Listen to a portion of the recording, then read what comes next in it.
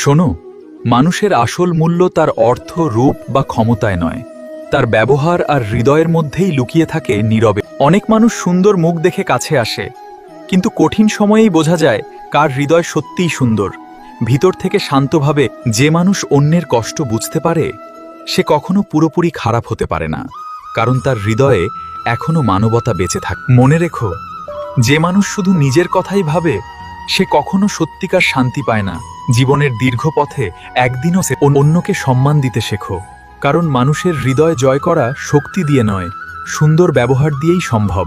শান্তভাবে যে মানুষ ভুল করেও নিজের ভুল বুঝতে পারে, সেই মানুষই একদিন জীবনের আসল জ্ঞান অর্জন করতে সক্ষম হয়। ধীরে মনে রেখো, পৃথিবীতে মানুষের সবচেয়ে বড় পরিচয় তার অর্থ নয়, তার হৃদয় আর ব্যবহারই তাকে সত্যিকারের মহান করে তোলে। আমার কথাগুলো যদি তোমাদের হৃদয়ের স্পর্শ করে, তবে লাইক এবং চ্যানেলটি সাবস্ক্রাইব করো। এবার সবাই বলো, রাধে রাধে।